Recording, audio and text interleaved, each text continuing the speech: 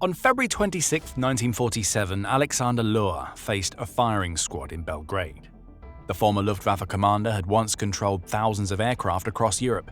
Now he stood alone, about to pay the ultimate price. How did this Austrian officer end up executed as a war criminal? Löhr's path to command began in the multicultural setting of 19th century Romania. Born on May 20, 1885 in Târnu Severin, he was the son of Friedrich Johann Löhr, a former hospital ship captain, and Catherine Hyman, a Ukrainian nurse from Odessa. Surrounded by multiple cultures, he mastered German, Russian, French, and Romanian by the age of 20. His linguistic talent gave him a rare advantage in the Austro-Hungarian military. By 1906, after cadet training in Kaschau, Temesvar, and the Theresian Military Academy, he graduated with a very good rating and entered active service as a second lieutenant in a pioneer battalion. World War I reshaped Löhr's view of modern combat. Serving as a pioneer officer, he saw firsthand the destructive power of artillery and the rising significance of air power.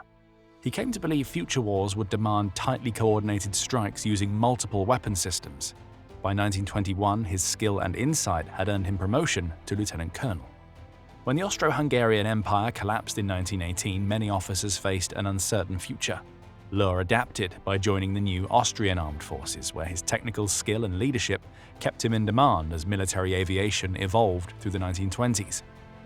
From 1921 to 1934, he rose through staff positions, eventually becoming director of the Air Force in the Federal Army's ministry. In 1934, his mastery of aviation strategy earned him command of the Austrian Air Force, with hundreds of aircraft and thousands of personnel under his authority. He modernized its structure and operations, building an efficient air service in the tense years before 1938. Following the Anschluss in March 1938, the Luftwaffe absorbed Austria's air force and promoted Löhr to general lieutenant. His language skills and operational expertise made him a natural choice for major commands in the campaigns ahead. Within months, he would face his first major test. Now absorbed into the Luftwaffe command structure, Löhr was expected to prove himself in the coming German offensives and show that Austria's Air Force leader could deliver results on a far greater stage. In September 1939, as Germany invaded Poland, Löhr commanded Luftwaffe 4, over 1,200 aircraft, one of the most formidable bombing forces ever assembled. His orders were blunt: crush Polish resistance and secure a quick surrender. The High Command expected Blitzkrieg to deliver fast, decisive results. The invasion began on September 1, 1939. Löhr's bombers supported ground forces across multiple fronts, striking airfields, transport links, and military sites. Despite fierce resistance, the Poles faced overwhelming German firepower and coordination. Within weeks, most organized resistance had crumbled, leaving Warsaw as the last major stronghold. With Polish troops falling back into Warsaw, Löhr faced a problem. The city had few legitimate military targets, most Polish aircraft were gone, and military sites posed little threat, but thousands of soldiers, officials, and civilians remained who could still resist. Löhr's answer mixed military action with psychological warfare. He planned to bomb both military and civilian targets, aiming to break civilian morale and force surrender. In his view, terrorizing the population would sap any will to keep fighting. On September 25, 1939, Löhr unleashed his assault. Luftwaffe 4 bombers pounded Warsaw in wave after wave, striking both military and civilian sites. Over 500 tons of explosives fell on military posts, government buildings, and homes, along with 72 tons of incendiaries, meant to ignite firestorms in the crowded city. The assault revealed Löhr's methodical planning. He struck military sites first, then shifted to civilian areas as resistance faltered. The tight timing denied Polish forces the chance to mount serious anti-aircraft offenses. Every wave reflected intimate knowledge of the city's layout. Warsaw's historic heart was obliterated. Firestorms tore through medieval streets, overwhelming any firefighting effort. Churches, monuments, and entire neighborhoods burned unchecked. Even hospitals treating the wounded were struck as bombs fell without pause. Civilian losses were heavy. Water, power, and communications collapsed. With warehouses and transport lines in ruins, food distribution became impossible. After Warsaw fell, German reports hailed Löhr's efficiency. Air power, they concluded, had broken Polish morale faster than ground assaults. The operation cemented his reputation as a commander willing to strike civilians for military ends, a pattern soon to be tested again. In April 1941, Hitler ordered a retaliatory strike codenamed Operation Retribution against Belgrade after Yugoslavia's coup. The Yugoslav government had initially joined the Axis powers in March 1941, but a military coup on March 27th overthrew the pro-German leadership. Hitler viewed this defiance as intolerable betrayal that required immediate and devastating retaliation. He assigned Löhr the task of planning and executing an aerial assault designed to punish Yugoslavia and discourage other nations from similar acts of defiance. Belgrade presented a different tactical situation than Warsaw had 18 months earlier. The Yugoslav capital contained minimal military targets that justified massive bombing operations. Most Yugoslav aircraft had been destroyed or captured during the campaign's opening hours. The city's military installations posed no significant threat to German forces advancing through the country. This bombing campaign served purely punitive purposes, designed to terrorize the Yugoslav population into submission and demonstrate German power to potential defectors across occupied Europe. On April 6, 1941, Löhr marshaled 484 aircraft to bomb Belgrade in a single strike. Every target selection and timing decision was calculated to inflict the greatest possible damage on civilian morale and infrastructure. The operation required precise coordination between bomber squadrons, fighter escorts, and ground support units operating from multiple countries. Löhr deliberately targeted hospitals, schools, and residential districts as primary bombing targets. These choices were designed to maximize terror and casualties among the civilian population. Löhr ordered an initial wave of incendiary bombs to ignite fires and guide the nighttime follow-up attack. The selection of hospitals and schools was particularly calculated to demonstrate that no civilian areas would be spared from German retaliation. The bombing began at dawn on April 6, 1941, with Löhr's aircraft attacking in coordinated waves throughout the day. This wave-based approach prevented rescue efforts and ensured maximum destruction of the Yugoslav capital.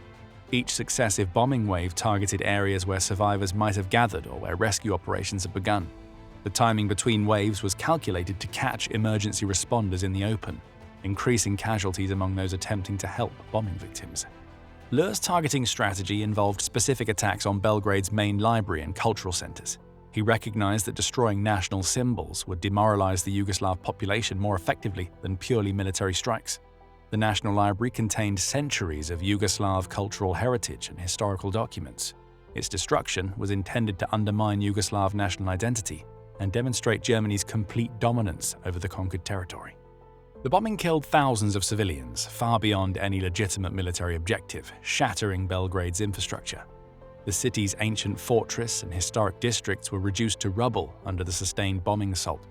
These targeting decisions during Operation Retribution would later form the core evidence against him during his trial. The destruction of Belgrade marked a turning point that would eventually lead to his own reckoning with justice. As the war in Europe drew to a close, Löhr was ordered to surrender unconditionally. Instead, he directed his forces to break out toward Austria. On May 9, 1945, he was captured by the 14th Slovene Division of the Yugoslav partisans. He tried to negotiate safe passage for his troops into Austria, but the request was refused. Pressured into issuing an order to cease fighting, Löhr watched as his men ignored it. Slipping away, he rescinded the surrender and pressed on with the breakout attempt. An intense manhunt followed, ending with his recapture on May 13th. His fate now rested with the very people he had bombed in 1941. Prosecutors charged him under Article 3, Item 3 of the Act on Crimes Against the Nation and the State, covering crimes against civilians and hostages. The indictment listed the Belgrade bombing, brutal anti-partisan reprisals in 1943, execution of prisoners, village burnings, and the attacks on civilian populations. He was also accused of ignoring Germany's unconditional surrender. The Yugoslav government intended to hold him personally responsible. His lawyers claimed he had only followed orders and acted within wartime norms, but prosecutors countered with detailed evidence, Luftwaffe records, survivor testimonies, and documents showing he personally planned the Belgrade raid, selected civilian targets, and ordered strikes on hospitals, schools, and neighborhoods. They argued these choices went far beyond military necessity, amounting to calculated bombings of civilian populations. The trial stretched from 1946 into early 1947. Survivors described the bombing's toll on civilian life, recounting deliberate strikes on cultural landmarks, hospitals, and homes.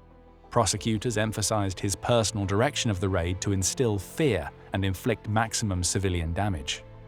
On February 16, 1947, the court found him guilty on all counts. Judges ruled he bore personal responsibility for planning and executing terror raids on civilians, rejecting the just following orders defense. International law, they said, demanded refusal of illegal commands. Evidence showed he had devised tactics to raise civilian deaths, such as timing raids to block rescues. Alexander Löhr was sentenced to death by firing squad, while his co-defendants, including Josef Kubler, were sentenced to death by hanging. 10 days later, on February 26, 1947, guards led him into a courtyard in Belgrade at dawn. Löhr was executed by firing squad, maintaining his composure until the end.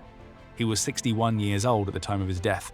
The execution took place in the same city he had ordered bombed 6 years earlier, completing a journey that began with exceptional military promise but ended with documented crimes against humanity. From a promising Austrian officer to a condemned war criminal, Löhr's story shows how ambition without conscience can lead from the heights of command to the firing squad. Some see him as following Luftwaffe doctrine, others point to his deliberate strikes on hospitals, cultural landmarks, and civilian neighborhoods as calculated war crimes. Whatever the view, his career ended in the very city he had once destroyed, standing before a firing squad in Belgrade. Well, that's it. Thanks again for watching. If you found this story compelling, you'll also want to check out The Rise and Fall of Field Marshal Wilhelm Keitel, Hitler's Yes Man. Don't forget to like this video, subscribe to our channel, and hit the notification bell to stay updated on more World War II content. And we'll see you in the next one.